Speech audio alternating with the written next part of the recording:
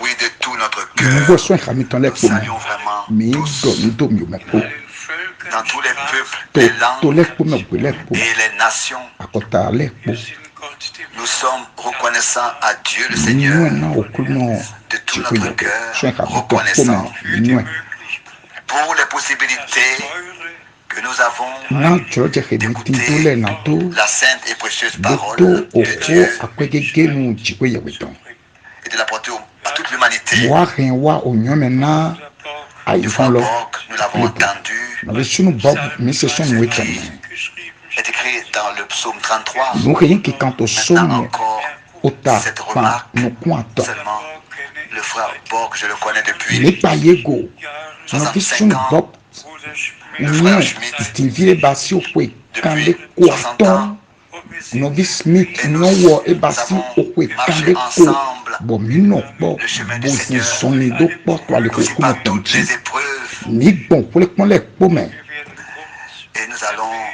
mentionner rapidement bo bine nu kon que Dieu le Seigneur bo jiwe ya go a ko no un chemin avec l'Église. etindo aliho Mes frères, do po rapidement, na je voudrais faire mention de la situation mado na mi bleon qui maintenant sur toute la terre no existe. heto jijoto Nous ali avons dans la dernière rolo lettre le circulaire bume écrit ni ka ko kan do ke ni we ma kan ya que ce mi soit ton le so changement do climatique ou tolo mi bien le réchauffement do de la terre, didio ayi que ce soit baton ya so les ni no ke catastrophes, ti ayi ba diwe ya les épidémies, alopalopa ke to didio ya cela abutu existera dans le le monde we entier ya et nous, oku adidi ke ti to ayi nous ron lo me avons lo maintenant atteint ni ces sekpo heures et beaucoup peuvent se rappeler que à la fin de l'année dernière, j'ai ni toujours de nouveau sekpo e ke dit yin fifo nu ndo nko do to e ke yin que le temps fifo est nu proche. okwe he wa yi lo ton ndo kwe nu le sekpo Dire au revoir bo njurna comme do e autrefois dabo na mi à Siméon, di comme de autrefois Siméon dans Luc Simeon 2, alors do to luko ta we me do il avait pris l'enfant, notre Seigneur, entre Kwenye ses mains, okulu et no qu'il a loué le Seigneur, ofi et que kwenye ofi il lui okulu no a lo to apporté alo eto l'honneur. men bone ye ile pogodo Alors il disait, ene godo e wa do maintenant divie tu laisses aller ton serviteur en jo paix, afamete do ni car to mes tijoko me yeux na no kun ont shele vu mo le salut de kwenye Dieu. gan chiwe ye weton Hier, so j'ai écouté une prédication ndoto de frère ye we Branham ho no visunu barnam ton de novembre 1965 osun yiro poto okwe foton fene au chapitre kene 42 et aton il insiste to lome ce verset. eto Ce dido verset, to j'avais seulement entendu oweta parler jobuton de toi otakande depuis longtemps. siro polome do Mais maintenant, use okoto eden shiba tivie vois ces choses moi to nwe kele accomplir mo devant mes yeux. ewa Et nchiche to maintenant, nukun il shele parle mo de ce Ti- que Dieu nous ewa a to donné des promesses kodo et que ensuite do le tiwe temps kawana arrive mi pagbele bo ogan le ko moment arrive wenle dans so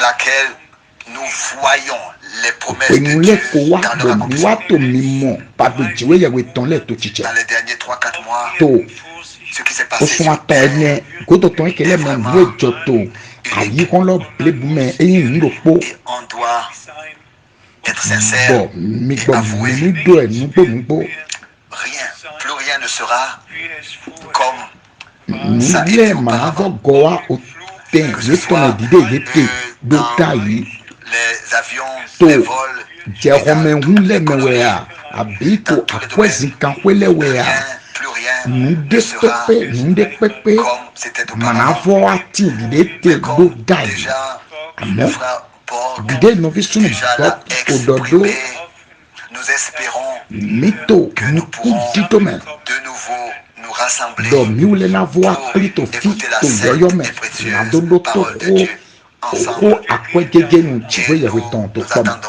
bo mito te à ce que la distance ne soit plus obligatoire, Et donc, qu'on n'ait pas besoin Kikalalo d'inscrire manavoani tite manavain tantana dans un mi. livre avant d'avoir le droit de Kikalalo prendre part à manavain l'assemblée, à tantana la mi. réunion. Boyin domo en anawajan we adona kan owe nikoto owe bodeme eheu.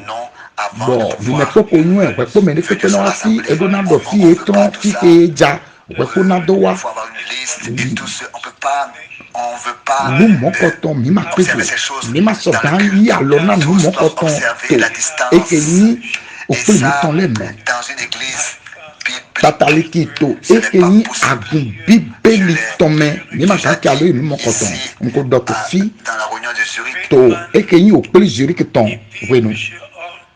si on considère l'ordre biblique, Et ndo mo mina go et que ni tito par exemple, bibeli on doit ton. bénir un couple Bon, lors d'un mariage. apajile On ne indo peut pas yedona leur obliger à se tenir yedona wule alo na asuku asipo ou bien alors si on présente yedona un no enfant, nujile po awe do on doit yedele prendre l'enfant dans ses abi bras.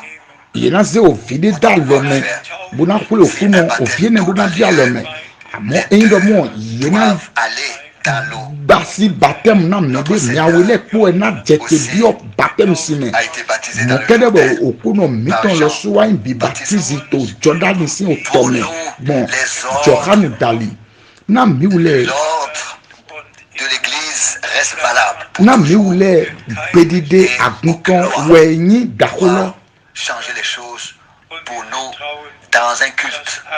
Et nous, mo bedide petotonde magawa dio va s'améliorer bedide comme ce sera possible. bibeli ton na mito agun me abito sinsenweni De tout notre cœur par la grâce de Dieu na vivre minindo notre dernière soka préparation. bio okuno na do no gbe na ko jiwe o ton mana do no gbe na eke intume petole ton niko kwen noko kipla okuno miton eto didodo ete we yina do tibie edo pebina minato mekele mo mize mijro medele vous êtes à miton daga na minyo do free god miton esepo Il pourra répéter tout ce qu'il a prédit. esogan gobogodo nuke eko dodo ka yeton do nle na wa muwe nle po ato jijo wato nuku miton leta ido onina mina monwe kele na che jijo oye nenu ibo nyue do C'est devant la porte. eko tito okonji Bien-aimés frères et sœurs, meyu wana bien-aimés amis, novi sunu novi yonu honto nous avons affaire au dessein du salut de Dieu. nue kumpla mi wenyi edote wane ganson chiwe Et yabuton explications, nous les rejetons.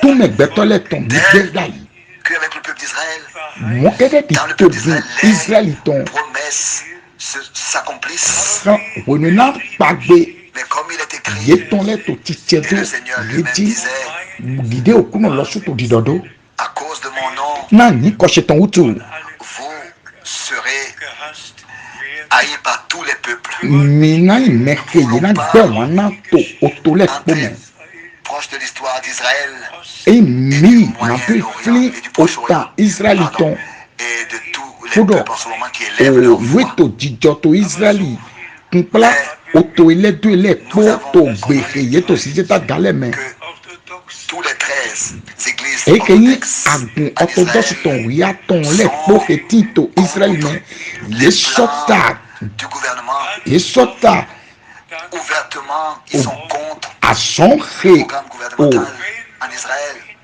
Si oto gan yeton to bibasi prenaient la Bible entre leurs ido mains, gbetole soganze bibeli do alo ye gbetole po soganze bibeli do alo ye ton le me bokia nous voulons pas parler de tous les dina autres qui, de mono la kunu même je manière, nlego ni matina do sont medele se ko contraires et font entendre leur voix et nous voulons yewu plutôt ke nous occuper to titi de na segbe ton le mo aux choses importantes pour ni l'Église. to mi le mina yu nu taki ton le di na agun he Vraiment nkpla akun to we ni ton mi le ti to plus we ni important vivonu maintenant pour l'Église we du nu Nouveau Testament. vivonu eke Et ni aussi aguton certain que première Mo venue de de Christ, e tantando wiwa toutes les titan promesses isiton qui wenu étaient écrites pa dans de l'Ancien he yekando Testament alenu kokolo sont mele accomplies, kule po qui wa avaient été annoncées à titeme l'avance. we ye Ce do sont tele po annoncées à l'avance qu'elles s'accompliraient do yena wa che et que aucune est restée do sans do s'accomplir. koto do do te kele me magonti che abo pole po che Remercié soit le Seigneur mi pour cela. wena okuno na ine La promesse principale pa gbe taji ton lo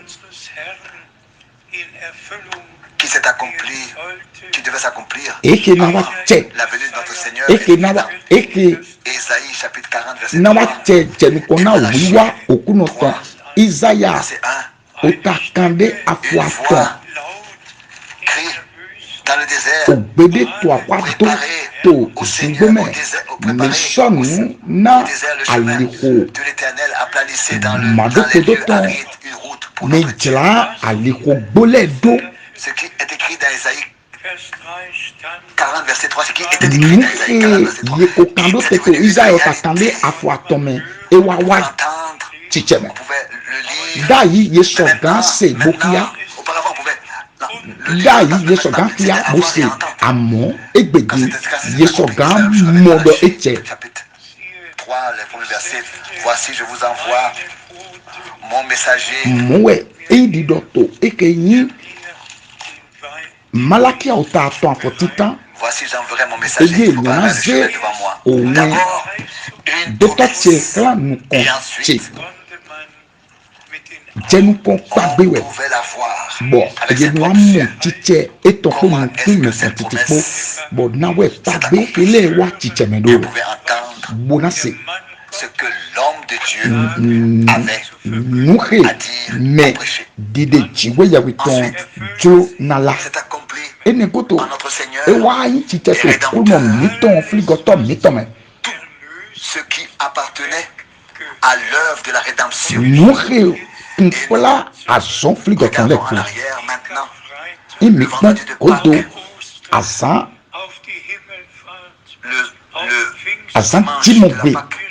eno La jenu kona Pentecôte, paki nous regardons o paki si azan lo segbe lo o pantekoti losu et nous savons emi pon nuhe jo enele kpo to mi le tome fi ces jours azan enele sont particulièrement fêtés. azan enele yeno du okwe Par yeton exemple, le dimanche de Pâques ou bien le lundi de Pâques. yeno du kakawa je Le lundi de Pâques est ajouté au lundi dimanche de Pâques et encore bono le du jour de la lundi de Pentecôte Le dimanche de Pâques, de la Pentecôte, le lundi de la Pentecôte. yeno ajouté du comme fête. yeno du okwe paki ton to segbe bono du Pentecôte ton to segbe bono a yi azan eje godo na le do igboje san bono do duenele eyi nuke jo Bien-aimés frères et amon sœurs et bien-aimés amis, niwi novi emi novi su novi ça ne nono nous konto sert à rien e mana anyi dagbede na mi comme une tradition bon e na yin zedu ayi o christian leton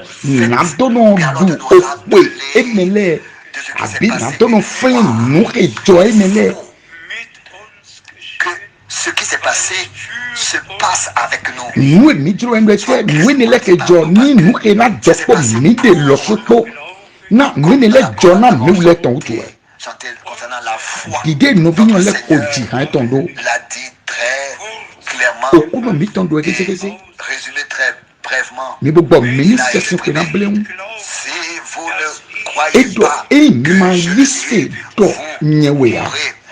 Jean 8. johanu ota chantan Celui qui ne peut pas croire Dieu meke ma so dan se to jiwe ye me fait menteur, e je que to ce ba soit si la à lo haute ni voix ou à voix basse. adodo nunglo ya Ça tabi n'a ado pas le dabamba droit d'être. Dieu est véritable. jiwe ye we Si tu ne peux pas croire, ni ferme nugono plutôt ta bouche. enya ma so dan si ya su onuto kaka jiwe ye we ni do na we jomio ani do yi se son ai ka pe Cela pour me concernerait aussi la promesse pour notre temps. eke kumpla pa de we nu mi tonton enya ma so dan yi se ya Ce que le Seigneur lui-même a dit dans le nuke dernier chapitre okuno du losu prophète do Malachie. to Oweta godoton Malakia il tome. enverra Donc, quelqu'un et dans maintenant, Malachie 4, Zekan Mede to verset 5, Owe un Élie avant Malakia tome. le jour du Seigneur, le jour Elijade éternel, Jenukona ce grand jour Asa redoutable, Okunoton le grand Asa jour du Seigneur où le soleil Omebeton Asa Kebe perdra son éclat et la lune Wesivo Nabo se changera Nikon Eton Bo en sang. Osun Nawalezu Si tu Okun ne peux pas croire Enyama Sogan que Yisea le Seigneur a donné cette promesse Do Okuno Nakpagbe Ene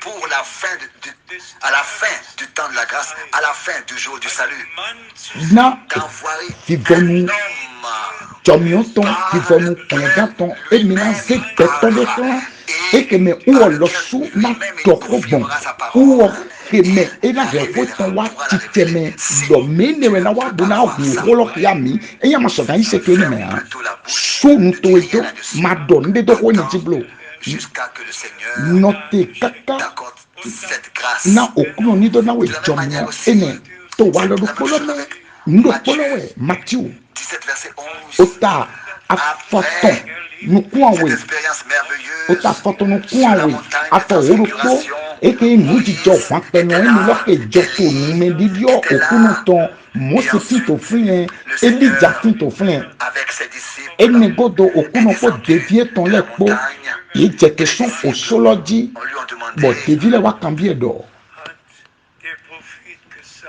pourquoi est-ce que le prophète a dit, pourquoi Eta kukawe yawe dans le dos do Elijah donawa jenukon Élie était là avec Moïse. Eli pato flen poto mose poto oso medilio tonji Et malgré tout, to ile pome il pose cette question. il voit to kwene cambio Et qu'est-ce que c'était? etewe Quelle a été la réponse? etewe yin blondo kunoto afo oropo Matthieu 17. matu ta fatone kuawe afo oropo e wo so gbombo domo Eli nugbo wewe na wa bo na sovin onule po godo teme Celui mi gboma bo do na mi lopo meke ma so gan yise ya devrait fermer la bouche. nene do na Garder sunu la eton bouche do fermée. sunu to edo Alors le temps arrive o gan wa holo où Dieu ouvrira nos cœurs je na kwen ka mi ton le et toute la résistance sera ôtée de nous bo et que de tout notre cœur aketiti lo po le po na yin dide son mi me pourrons bo l'accepter. son ai ka mi ton po le po me mi na ka le yi pum Celui qui croit ces promesses bibliques. meke yise to kwa be bibeli ton ekele me wena yise 1933, to nuke joto à eke yin Jeffersonville, osun Ohio, os aux azan États-Unis. woro poto osun tiro poto okwe faton fene Cela s'est passé lors kanton d'un baptême d'eau. Que la lumière wiaton surnaturelle lome est descendue. eluena yeto Et frère Branham batem basina betole uwe mion agahometon ejete bo wenwe ewato beto afaton kun awe tolo nyunondo sime tous ceux qui se tenaient au bord obede du dakwa fleuve, bodo cette lumière yemeke visible tinto eke yo tolo tole pole kwe mo hiholo yeme kwe mo hiholo bo toso hiho dako nime ope gangan de doro do kede dide jokanu est batisi envoyé comme précurseur eyi d'armée vido de kan Christ. jenu kona wiwa tita Que tu kristiton seras envoyé muwe avec un message yedo kie kan kpodo onwe du depo eke na jenu kona kolilewa okuno Jesu Kristo novesi novinyonu celui qui peut croire la première promesse meke soga yise to kpagbe titan lome pourra aussi croire uwe que na Dieu yise Seigneur do jiwe yawo okulu no de manière surnaturelle to a rendu nuwiwa témoignage olontome wa dekunu pour que tous ceux qui entendent parler de ça na yeoke na sele kpo ni do kande ji do nous divie sommes proches, très proches nisekpo taun eke yin kolilewa Jesu Kristo par la grâce de Dieu donc jomio jiwe yawo et que tanda maintenant bo divie nous écoutons miwa to sise le dernier message, eke yin le onwe message kodo tolo original onwe eke yin qui nous a été original lo eke yin senamni donné dans les Saintes Écritures. eke que ye na mito ekenyi owe wiwele me nous puissions sortir de toute la confusion na mindo sotan itoso ekenyi bewulu Babylone ton le po me eke tinto Christian le tete que nous soyons pris de toute cette confusion na mini sotan yilo buinti toso bewulu enele me différentes mitinto ekenyi protestantes et communautés agon protestant mais nous savons ton qu'un seul Dieu ye soka qu'un seul rédempteur fode kanton qu'une ko seule Bible ekadie qu'une seule toujours fligoto dokpo mitindo wonleganto dokpo filekpo dokpo to tiwele weje agundo ko wenatin bo agun enelo uwenyi me tel que dans Hébreux 12 ewe nanyi me onu kongbe dileton di de ekikano to ebu otawiawe di de ye dokia melo avec une douleur profonde. Bon, mi wa to di dokpo do vive si se dato de ko di de te do dai Alors que Jean-Baptiste we na to kan baptiste so et que kia les docteurs de Bon. la loi et les pharisiens, les scribes, docteur et au les saint souverains ton le sacrificateurs o webo kanto le contredit le pale Seigneur sile yagweno le po e tite bo sota jokanu et ce qu'il a dit autrefois mo et a fait autrefois. nuhe e doko wenenu nuhe e lato wenenu ye gbedai mo we to yoyo me Contredit. ye vo gbe Bien-aimés frères et sœurs, ye vo gbe c'est la même chose maintenant. no visunu nonu to kristi me omani wana ni do polo we to egbe mini nu podo Une klan religion à une autre mi to so abunde me bio de me s'intéresse à yemi ce to so que abunde bio de me ma we holo menu tous kawe ont leur aso propre ke programme, okunu to bibase ye mi anu kuna ye yeme po etindo tito ye ton le yeme po etindo yewe ho ye ton le eke ye ko kanda ina ye do te bo nu e na do to segbe enewe ye na do pelu na ye ko ze nu plome et tous ont leur programme. mawu ta tonton doa yi bo yeme po etindo eke yin tito ye ton Racheté du Seigneur, àmọ́ àgùn eke yín mẹ́fìlì gọ́lẹ̀ tán eke jẹ́ tán tọ́lọ́lọ́ lire plusieurs écritures eturo mi lọ́ máa kí àwòrán fọ ṣoṣo náà mi qui doivent nous montrer quelle signification eke náà dókì àmì tó le mi tẹ́ Rédempteur, tó le mi Sauveur, tọ́wẹ̀ en tant que le premier, òfìlì gọ́tọ́lọ́ yín di eke yín les racheter. fìlì gọ́tọ́lọ́ etí náà mi wùhẹ́ yẹ fìlì gọ́lẹ̀ eke yín òfi kúndì eke yín gbọ́dọ̀ kúndì kẹ́ náà sọ àwọn kẹ́ ẹ̀ Cette pẹ́ église qu'il possède encore aujourd'hui, c'est tellement merveilleux. àgùn ene lọ.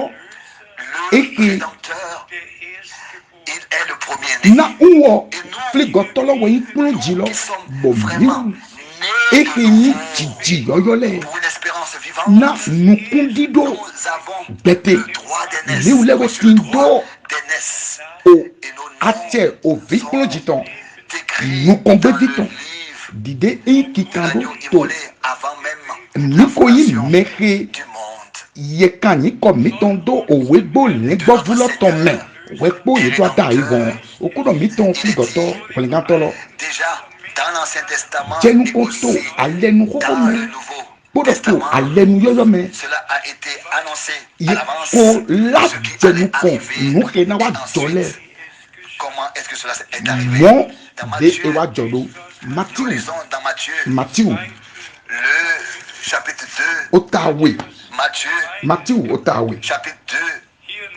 2, ici seulement Matthew otawe le verset 15. mina kì í afọ afọtàn tsókè dẹ Il y esọ resta tí jusqu'à tó la fini kaka mort jẹ òkú kélọ di tán afin wẹnu que kélọ di tán s'accomplisse wẹnu ce que na le eke Seigneur ye ko dɔ avait so okuno annoncé. de gbɔn onu yɛwɛ gã tɔmɛ ni do di J'ai appelé dɔmɔ mon fils hors egypte wɛ d'Égypte. nyɛ ko yɔrɔ ovi sie tɔn sɔn Ce qui est écrit dans Exode, minue nu eyi kikan to we esafis tɔmɛ laisse sortir dɔ mon jo premier to fils. jo eke yi ovi nukɔngbedi se do okplɔdzi te do yemi do yi sɛmi ozea Chapitre 11, ozea ota wo do kpɔ. le premier verset. Apotita aussi à ta oro kwa fotita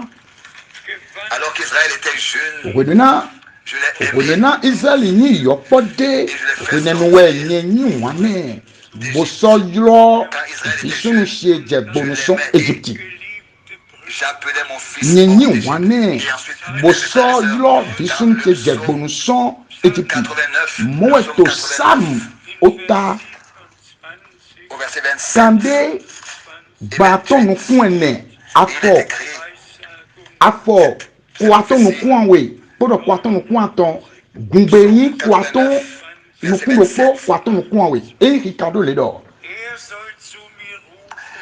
lui, il m'invoquera. Tu es mon père. Ewọ na dakwa yọrọ mi dọ yẹwẹ òtọ ṣe jiwe yẹwẹ tẹ kpọdọ àwùyàn wẹnẹdán ṣetán Et moi, afọkọ atọnukun we yẹn gana sọ yìí dọbasi kpọlọ jì dàkọ pété àkọlù àyígbàtàn lẹtàn. plus élevé des rois de la terre. Amen.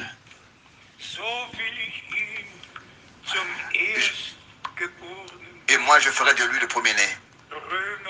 Romains, chapitre 8. Lomule ota nina yi dọbasi kpọlọ jì lomule ota Romains, ṣiantàn chapitre 8, lomule ota ṣiantàn verset 29. afọ Car kọ atọnukun ẹnẹ. qu'il a connu d'avance, il Croit-on, les mon a frère? aussi prédestinés à être semblables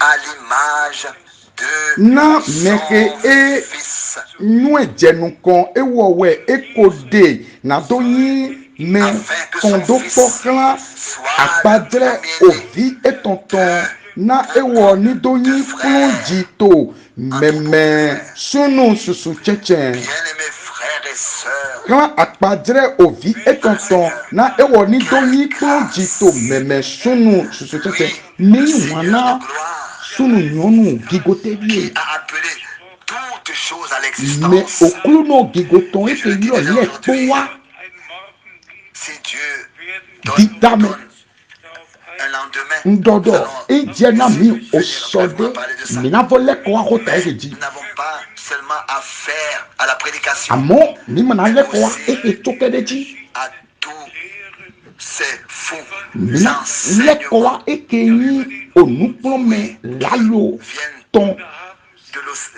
de le la di mer, e ke ton son okugodo buale trouver une phrase yeize e ke yi robe innovation branam ton doko le 15 août, a prononcé le 15 août azan afotonto osun si atonto du 15 août 1965. l'homme azan afotonto osun Et ici, frère Branham, dans cette si prédication, qu'il a atonto tenue, okwe foton fene kene atonto l'homme novi sunu branam to yawe ko do to flen edo etewe ni le premier-né de toute la création, uwe plonji nudi dale poto edo uwe tenu kona le po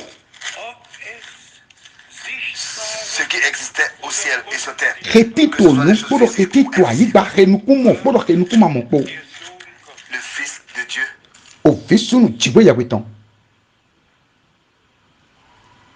était. uwe Oui.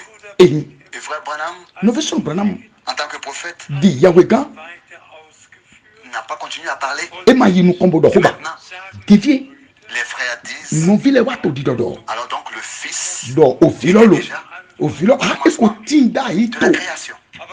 tidanu Mais la chose réelle, ayironton c'est que celui To qui nous était dit au amen. commencement de la création, amo nene ke tinto bibe nu didaton c'est lui qui a engendré le Fils. Ouah. Et c'est le mystère.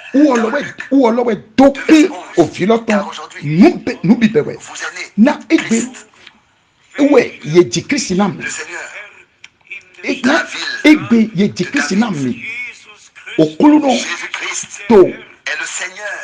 toko david tome jesu kristi sawe okulu no C'est déjà au commencement. na uwe okuno lowe ko ti to Avait bibe été prédestiné à être le premier-né. bo Et ye est ze le lote premier-né. na to anyi obi Combien de kpoloji fois voilà nous na avons muwe ici exposé voilà non moi ni ko to we ke le po kia encore ce verset mi bon mi fo we fo ke lo et kia nous devrions pour aujourd'hui de toute manière mi chiro egbe aller vers la fin. mi chiro egbe Mais ne ici, ne vivo lo il est écrit, fi le yi ki kan do le Fils est l'image. Le psaume 22, il devait être le premier entre beaucoup de frères. Samu Revenu de Romains. onukun mi bon mi fo Je lo veux mu le faire kia connaître, je révélerai Le mot ton là. nom à mes frères. Le psaume 22, et le Seigneur a dit, qui sont mes frères, mes edo sœurs, na qui kun sont ni ko to mes kia frères. novi tele bo ogbegbe wa bodo mele we novi tele mele novi yon tele yedo mele le he no basi e no se to na gbedi de tele we novi so novi tele novi yon wana mi me de pepe na do ache Sorti de son contexte, na une do phrase, deson ekeyi dans nos okota déclarations, on eto doit me continuer ko à bede lire. bona ache Et ça, je le kia fais. Maintenant, très rapidement, njama kia na mi bleu dans Colossiens, o we kolosin le ton le premier chapitre, kolosin le otatita verset kolosin le 14, kolosin le jusqu'au verset otatita 18. otatita afọ Écoutez wienu tous, très wa bien. afọtọnụ kwatọ medoto ganji no vile Je ne peux pas oublier maduna weke aussi de remettre les salutations. ma so ganji ndo do me no vile ton wa na mi wa Pour fan laisser saluer le frère Étienne. no visin Etienne Genton A remis des salutations. edo mado Le frère ndomi Tati no de visun Bruxelles tati a Briselton remis des edo mado salutations. ndomi Et il me disait, frère Franck, eto dido na mi no visun fran est-ce que tu penses à ce que moi, je t'ai be akafan do nye accompagné dans tati 38 nkodo ebio oto voyages. gbanton no Je kun t'ai accompagné dans tes atome voyages missionnaires dans 38 unyi to vovo gbanton no kun atome wen yipo epo de l'Est, du lac de l'Est, le frère Baumgartner, moe le frère no visun bonga la Suisse, le frère novi de donga l'Afrique, novi retinto afọ ligbe meyugbejuto novi sunyangi mi do ndo mi po inwo mede mi jale ni ma pena mi blo mais nous sommes tous liés ni me dans le Seigneur. po ni Croyez-moi, encore une ni me fois, po chaka to kulu no ma le commencement de Colossiens, ni ni be oni ifia kolosine ton afọ wiene en qui meke me mi ule do o fligote bon o etome yedo ojona nyala do ton dites à tous, mi me Amen. po mi do ami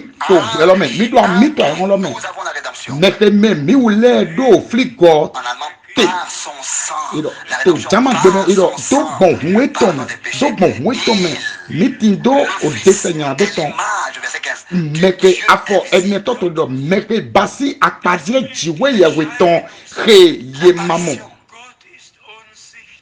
En forme visible. Dieu est invisible, Dieu est esprit. jiwe yewe pigbawe De l'éternité, il est jiwe yewe pigbawe he nukumu no mo to mavọ me ewa to wa bio mi no me fie na mwete uwe eyin okulu no l'apparition bodo yi visible du Dieu akpadie invisible. jiwe yewe ton he ye mamo mi yi nuko Le Fils est o l'image vi kplon ji ton invisible, le premier-né de toute la création. yeke ye dale kpome o vi kplon ji ton yeke ye dale kpo Il est présenté mais comme le premier-né de toute la création, soyez sincères.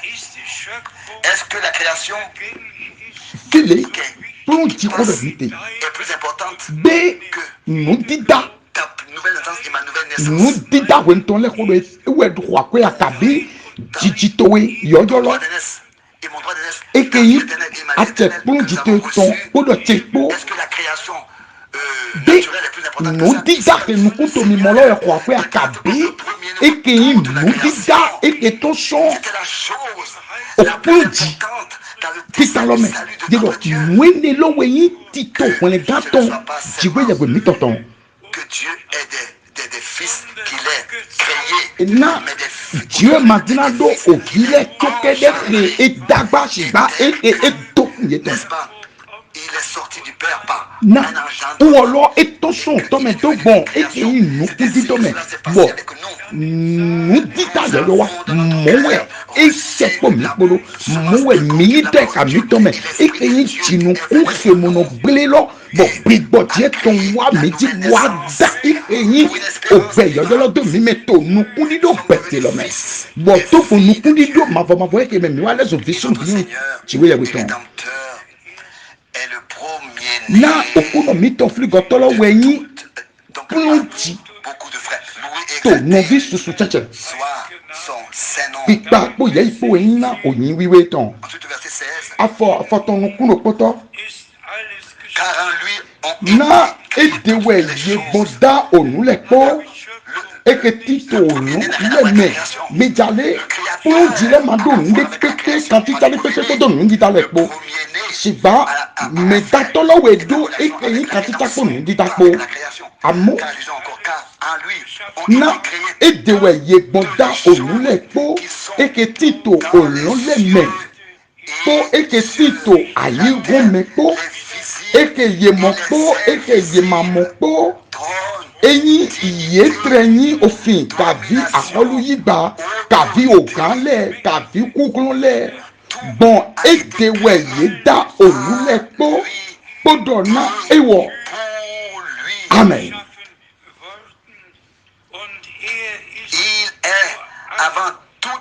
Wọ́n ló wẹ̀ tí ìjẹ̀nìkan náà lẹ́pọ̀. Bon, nous l'exploitons. Bon, où on met apportons quoi ton et où ouais soni ota na agbazalo yedo agun mi bon mi doit appeler 1 Corinthiens 12 verset 13. Oh, tu t'as correct neton ota wiawe ato wiaton bibasizito agbazalo pome. Que ce soit l'église, le corps du Seigneur, les deux vont ensemble. Agouéa, Agbaza, Christon, Adopolo de Afo, Afoton, Nukun, Aton.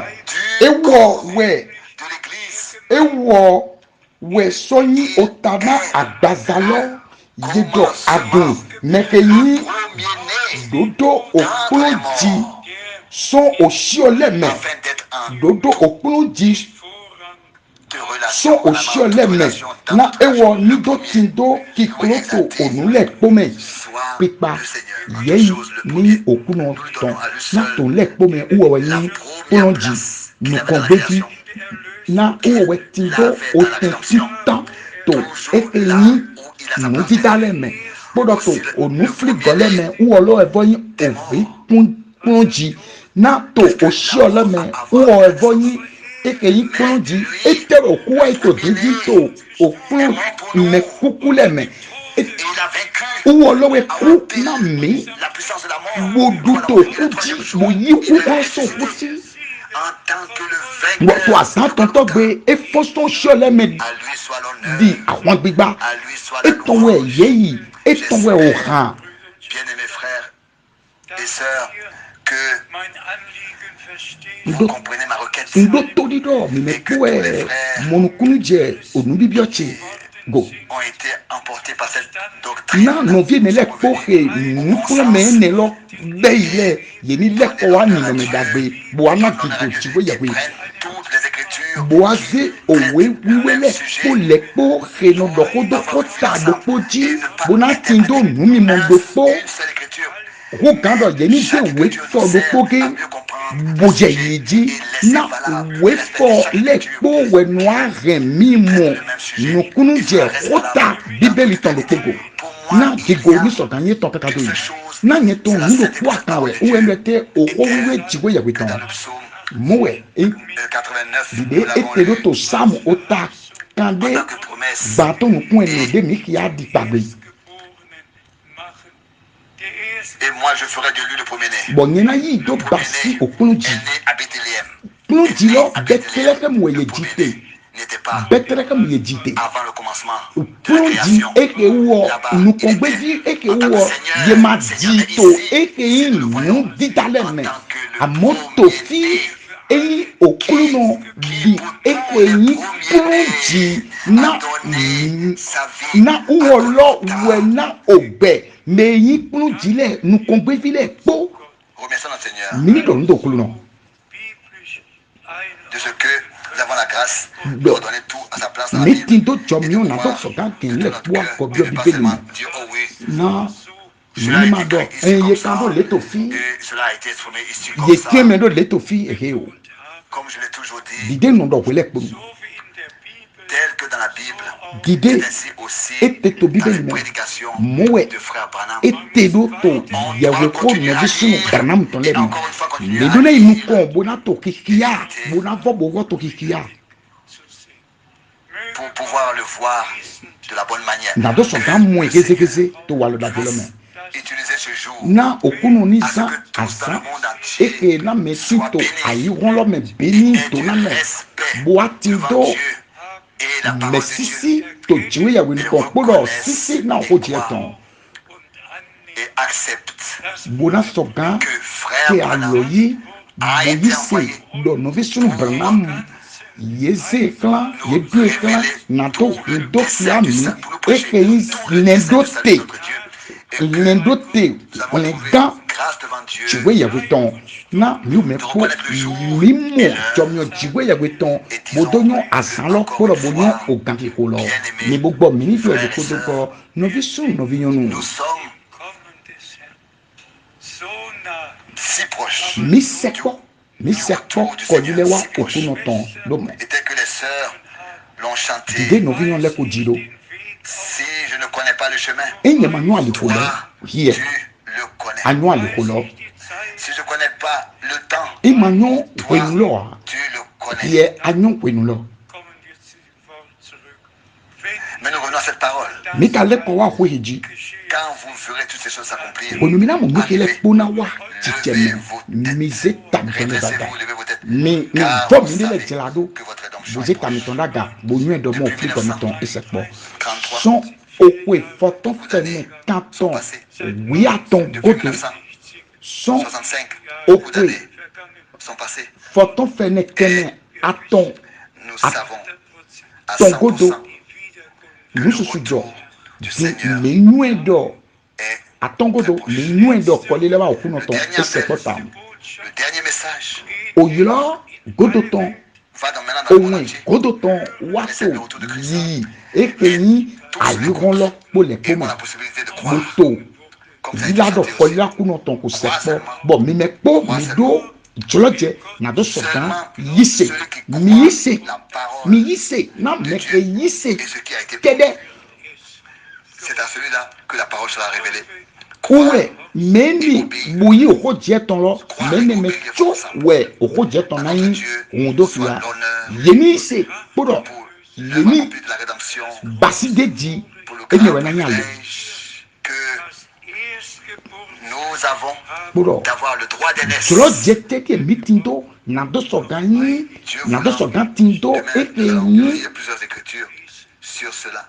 ate ovi kun di tonton Cela devienne pour vous na une certitude. eji ya jolo mina go yi eji na ni do so gan do kan de jide na mo na meni le po ke yise to nuke je do pa to wenu mi tonton Nous me avons le droit d'aînesse. yewule yedo kan de ji do yewule ke do ate opon jiton Et ça, je le souhaite. Tous ceux qui eni aujourd'hui ont écouté nwa la to sainte parole bibio de Dieu do mi me po ke dans se le o salon de wiwe Jésus-Christ. ti Amen. we yewe ton Prions encore to ensemble.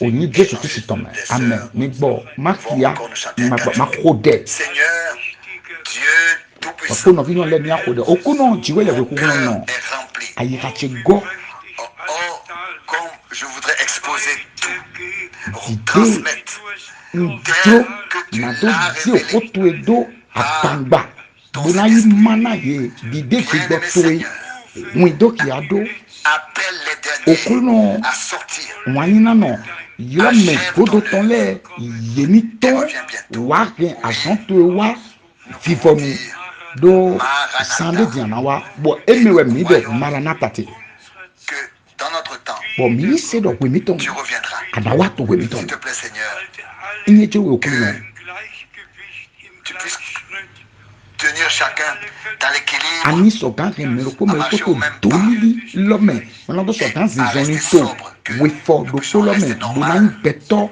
tenogli nɔ Dans le domaine spirituel, dans to le domaine ninɔmɛ terrestre, gbigbɔtɔn kpɔdɔ to vivre notre ninɔmɛ préparation. Encore une fois, je te remercie, ayiga titɔn bien-aimé Seigneur, ŋdɔ ŋdɔ wo kulu nɔ mɛyin wɔna wo kulu nɔ kpli dɔtɔ mi tɔn dɔ. als Erlöser wurdest, damit En tant que premier-né, tu es devenu notre sauveur. Na vie dit Pour que nous puissions au avoir vie le nous droit qu'on d'aînesse. dit Je te pour l'on remercie dit de awa tout dit mon que bon cœur. nous le sous meeting do et que yin ache que au vie qu'on dit tout Soit do nous ton pas oui merveilleux nom. yei Et da c'est le nom ho de na Jésus. o yin to e Amen. wiwe to yin wiwe Jesu Kristo me amen.